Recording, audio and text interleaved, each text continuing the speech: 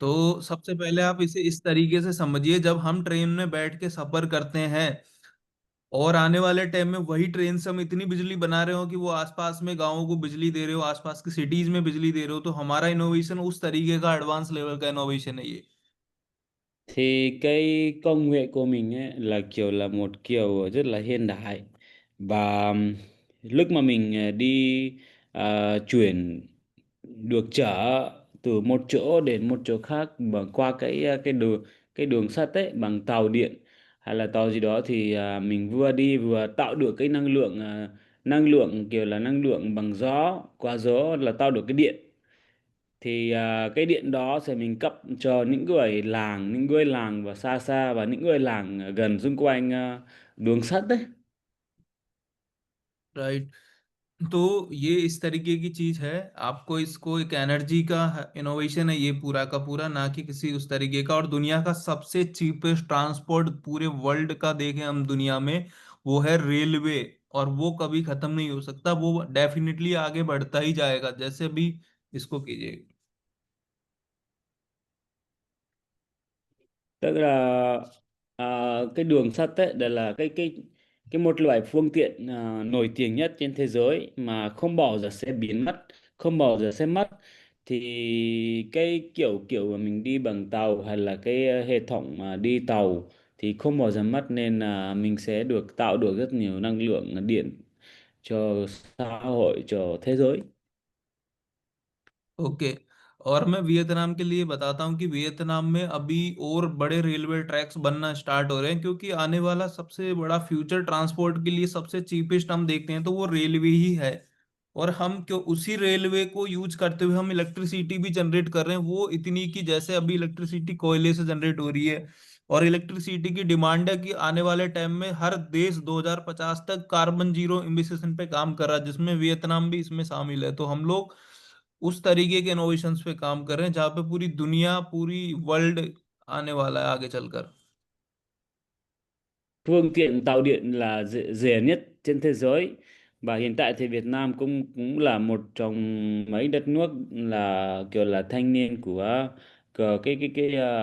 sản xuất được năng lượng là sản xuất được cái điện mà không mất gì á, là không ảnh hưởng cái môi trường. Thì tương lại thì cái năng lượng thiên đồ tiện cái gì cái điện này nhá sẽ rất là cao cấp, rất là hiện đại. Okay. तो ये इस तरीके की चीज है। और आप सभी और ज्यादा लोगों को इनवाइट कीजिए। मैं ट्रेन से बोलना चाहूंगा जितने ज्यादा हो सके सभी को। लास्ट में हम कुछ बहुत बड़े अपडेट्स और कुछ आपको और भी सारी चीजें बताएंगे इस प्रोजेक्ट से जुड़ी हुई, और नई जानकारी भी। इतने में अभी मोहित जी को देता हूँ चीजें। Nên cái hệ thống công nghệ này rất là hiện đại, rất là khác, rất là mới, rất là đổi mới. Nên mỗi người cố gắng mời bao nhiêu người để mình trở thành cái thanh niên và cái cổ phần công ty của mình này. Bây giờ mình sẽ đưa quyền cho anh Mohit. Kundan, आपकी voice break हो गई। जी sir. आपकी voice break हो जाती है कभी, ठीक है। जी सर। चलो, तो सबसे पहले सभी को नमस्ते। राइट, और आज के जूम सेशन में पार्टिसिपेट करने के लिए Ừ. सभी का बहुत बहुत धन्यवाद। बोलिए Kundan. Ông cô các chị, và rất là vui mừng khi mà thấy mọi người mà hôm nay đang nghe, vào meeting hôm nay. ठीक है, तो मैं तब तक अपनी स्क्रीन को शेयर करता हूँ, आप एक बार इसको देखिए। राइट, और होपफुली जितने भी पार्टिसिपेंट्स हैं वो यूनिकॉर्न ब्रदर्स की जो रेलवेंट टेक्नोलॉजी, जो पेटेंट टेक्नोलॉजी है, ओके, उनको समझ में आता होगा कि ये टेक्नोलॉजी कैसे काम करती है। इसीलिए आज यशवीर ने स्टार्ट किया आज के जूम सेशन को। Thì mình sẽ chia sẻ cái màn hình của mình, thì mình có thể hiểu hiểu được cái cách làm cái hệ thống của cái công nghệ này. ठीक है, तो आइए चलिए शुरू करते हैं। Rồi mình xem.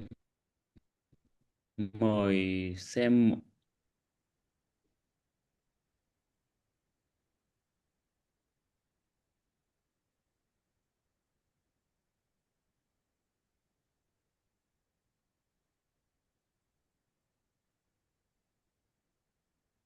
यार वॉइस नहीं आ रही इसमें भी।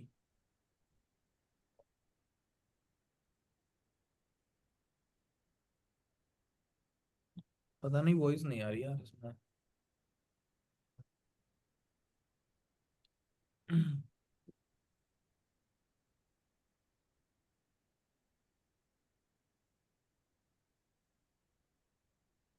कुंदन जी, इसकी आवाज़ आई थी क्या? नहीं आई। नहीं अच्छा, सर, इसकी किसी की आवाज़ नहीं आई सर। वीडियोस में ये प्रॉब्लम है, इसका मतलब ये इस पे जाती नहीं है। ठीक है, अभी ये स्क्रीन दिख रही है? जी दिख रही है सर। हाँ। रेल विंड टेक्नोलॉजी दिख रहा है। Very good, very good. तो हम लोग आज यही शुरुआत करने वाले हैं, ठीक है। और थोड़ा फास्ट लेके चलना है सर। फास्ट, ठीक है, मैं बता देता हूँ। मेन मेन टॉपिक्स हम लोग उठाएंगे हाँ इसके ना। हाँ, वही वही जो है मेन हाइलाइट्स है वही। ओके, ठीक है। तो कुंदन जी, शुरू करते हैं, ठीक है। बिल्कुल सर, ओके। ओके, तो बताइए, वियतनामीज कम्युनिटीज को बताइए कि ये जो प्रेजेंटेशन आज आप देख रहे हो, ये एक नई तरीके से इसको प्रेजेंट किया गया रेलवे टेक्नोलॉजी को, जो हमने आईआईटी बॉम्बे में इसको प्रेजेंट किया। Đây là một cái gọi là cái present ấy, là mình đã cho xem trên cái một cái trung tâm IIT tại Mumbai rồi. ठीक है, एक सेकंड, अभी ठीक है। ओके, तो मैं यहाँ पर बता देना चाहता हूँ, हम सब कुछ बहुत शॉर्ट में और स्वीट तरीके से जानने वाले हैं अबाउट द रेलवेंट टेक्नोलॉजी। और हम इसके अंदर आज जानेंगे कि हमारा यूज़र कौन है, जो हम इलेक्ट्रिसिटी बनाएंगे उसको परचेज कौन करेगा। Thì hôm nay mình sẽ kiểu là thuyết chính về về về cái công nghệ của mình, là hôm nay thì mình sẽ cho xem và hiểu biết về cái hệ thống của mình là ai là người sử dụng điện điện này. ठीक है, तो yes, relevant technology ये एक innovative renewable energy system है जो हार्नेस करता है इलेक्ट्रिसिटी को इंड्यूस्ड एयर प्रेशर जो जनरेट होता है हाई स्पीड मूविंग ट्रेन द्वारा। Đây là một cái hệ thống mà tạo năng lượng thì tạo được điện qua cái năng lượng và gió.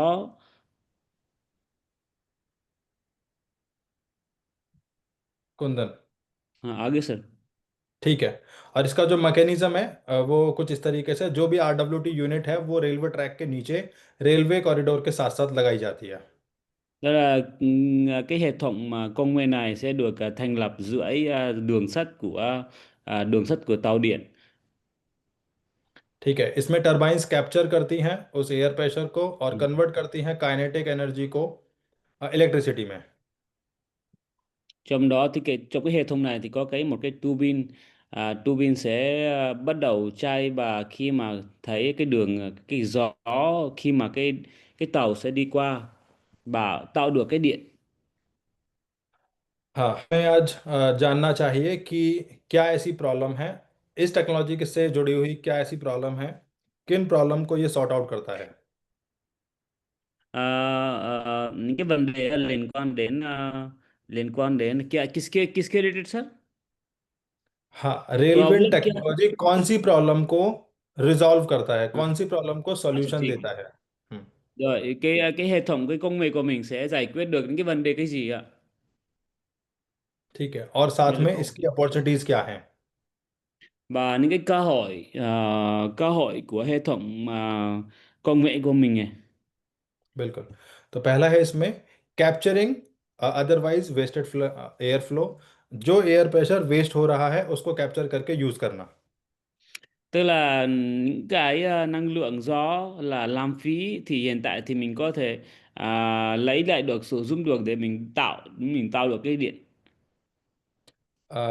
Renewable electricity ये जनरेट करता है रेलवे रूट के साथ साथ। Đây là một kiểu gọi là công nghệ và hệ thống công nghệ mà tạo điện qua gió. हाँ, fossil fuel Reliance fossil fuel पर निर्भरता को ये कम करता है और डीकार्बनाइजेशन करता है।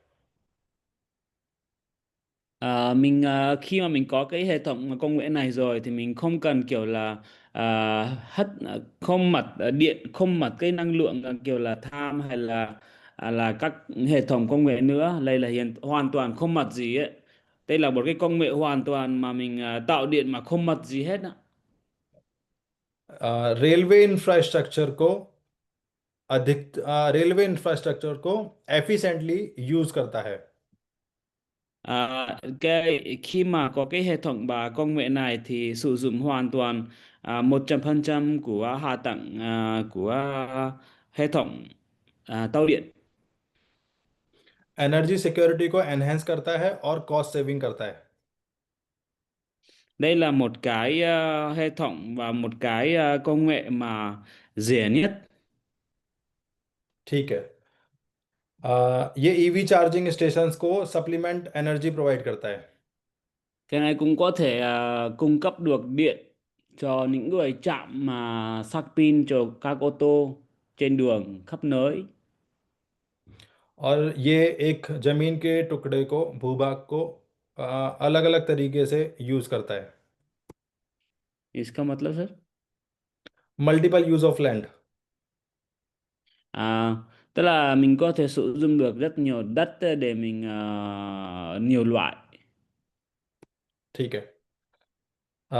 आगे चलते हैं करंट स्टेटस में। जैसे हम सबको पता है कि हमने प्रोटोटाइप स्टेज अभी कंप्लीट किया है। Rồi mình sẽ nói chuyện về cái hiện tại. Thì mình biết là cái hệ thống mà gọi là mẫu của cái sản phẩm mình ấy, cái máy móc của mình ok rồi đấy. मैं उस प्रोटोटाइप की वीडियो भी आज आपके साथ शेयर करूंगा आज के जूम सेशन में। Cái video liên quan đến cái mẫu của mình hôm nay sẽ mình cung cấp cho mọi người xem. हम्म। इस प्रोटोटाइप को हमने कंप्लीट किया बहुत ही अधिक रिसर्च करके। एयर प्रेशर को जो एयर प्रेशर इंड्यूस होता है ट्रेन के द्वारा जी वो सर। अंदर। ठीक है। हमने गहन अध्ययन करके इस जी सर, समझा नहीं। प्रोटोटाइप को कंप्लीट किया। हमने गहन अध्ययन करके इस टेक्नोलॉजी को कंप्लीट किया।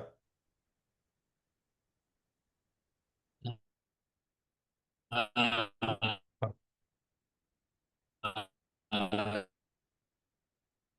वॉइस ब्रेक हो रही है आपकी। Sau khi học tập rất là được thành lập được một cái hệ thống bậc stable. आप सही सर, हम्म। आवाज आ रही है? हाँ ठीक है, अभी ठीक है। अभी ठीक है। ओके।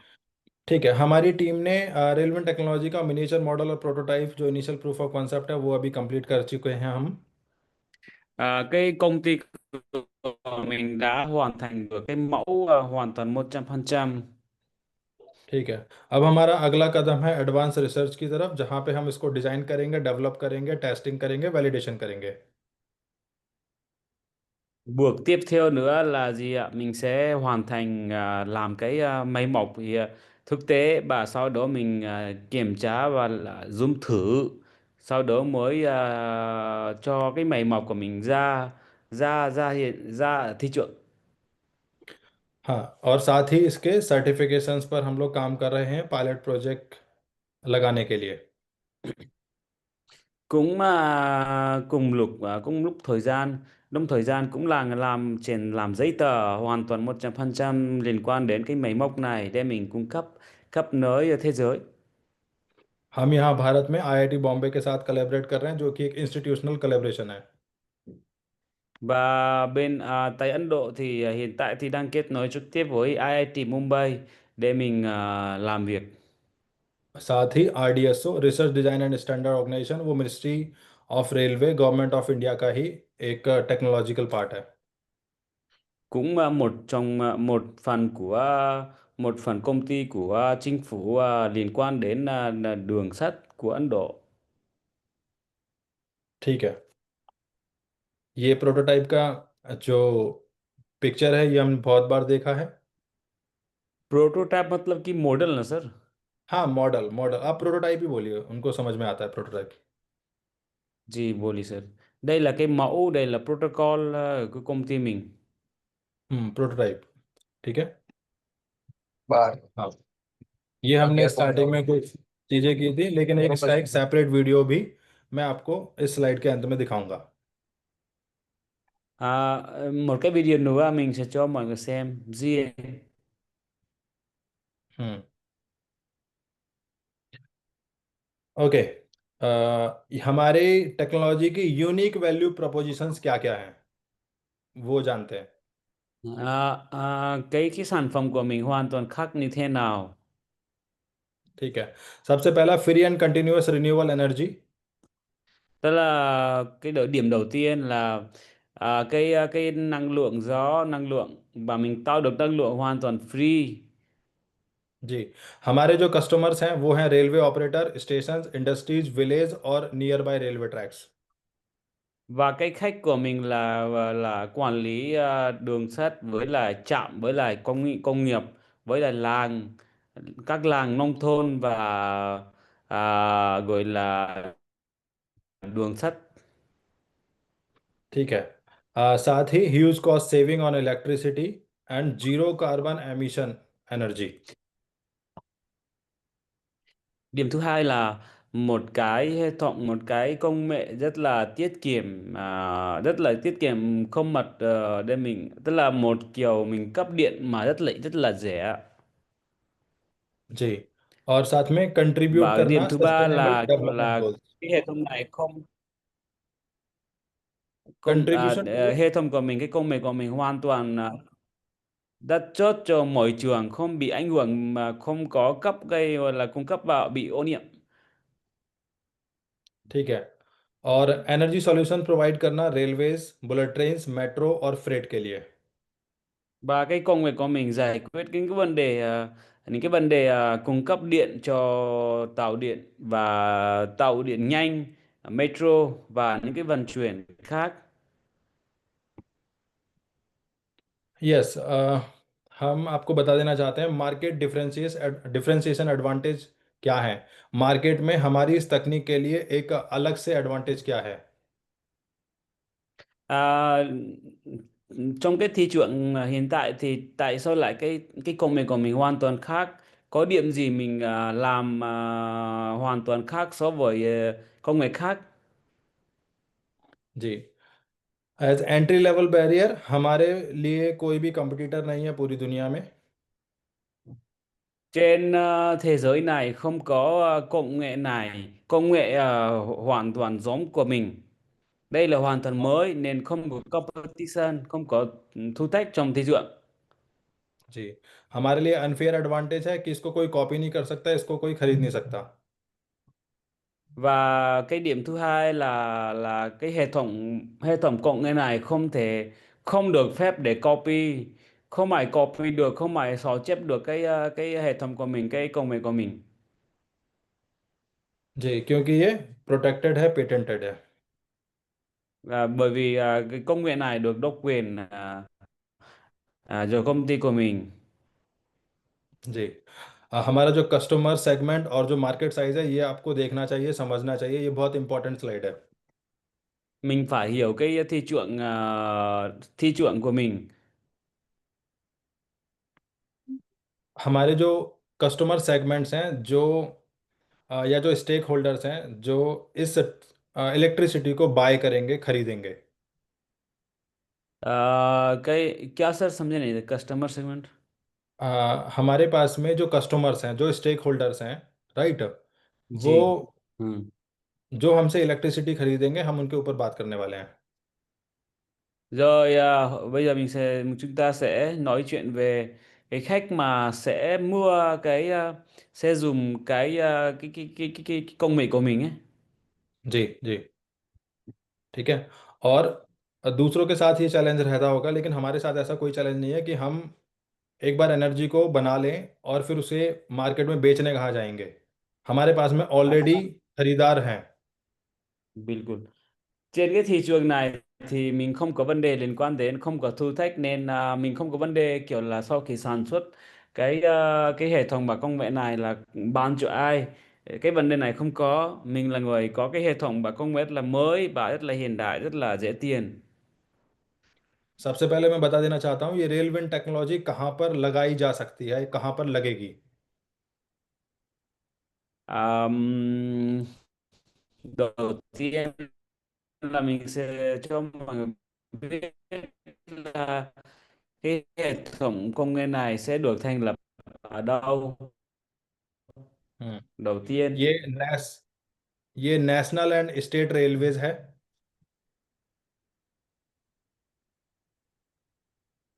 ở đây là Kundan, tàu tàu quốc gia quốc tàu हाँ जी sir.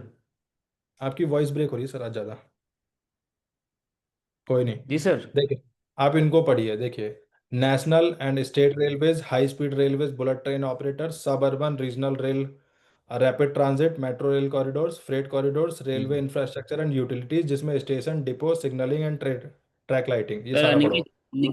những cái chỗ mà mình sẽ được sẽ được phép để thành lập để mình đặt được cái hệ thống của mình, cái công nghệ của mình là gọi là tàu tàu trồng tàu trong gọi là những cái tàu đi nhanh, tàu expressway, và những cái chỗ trạm tạm tàu đó.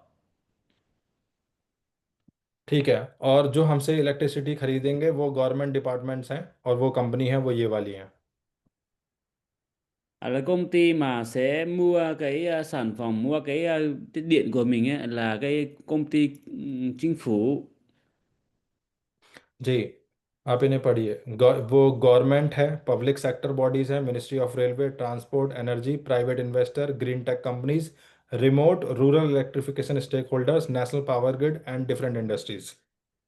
Các công ty kiểu là nông nghiệp, liên quan đến nông nghiệp, công nghiệp, và công ty của chính phủ, công ty của các công ty khác sẽ mua cái công nghệ của mình để mình hoạt động mà những cái nhà máy, những cái việc mà để mình sản xuất cái gì đó.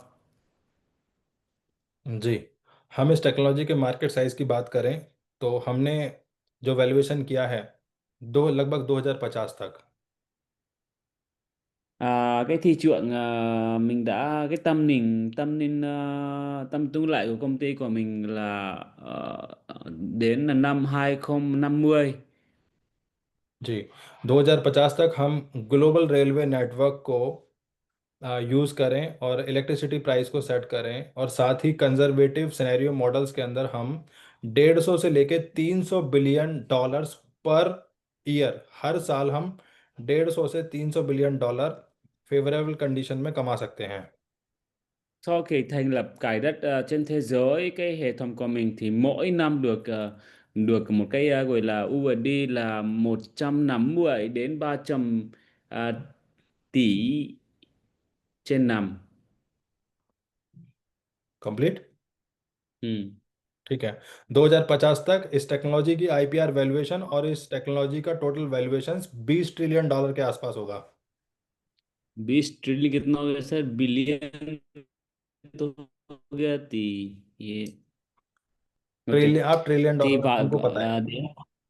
đến tận năm 2050, cái tiềm năng của IP công nghệ của mình ấy là kiểu là 20,4 trillion USD. कोई नहीं, ठीक है। तो यस, आपको जानकर अच्छा लगेगा कि हम धीरे धीरे ही सही, लेकिन हम इंटरनेशनल मार्केट में अपनी पोजीशन बना रहे हैं, इस टेक्नोलॉजी को Ừ. लेकर आ रहे हैं। Cái công nghệ của mình thì càng ngày càng sẽ phát triển, và sau khi thành lập một lần thì cái công nghệ của mình sẽ kiểu là phát triển càng ngày càng, kiểu là sẽ thay đổi tí.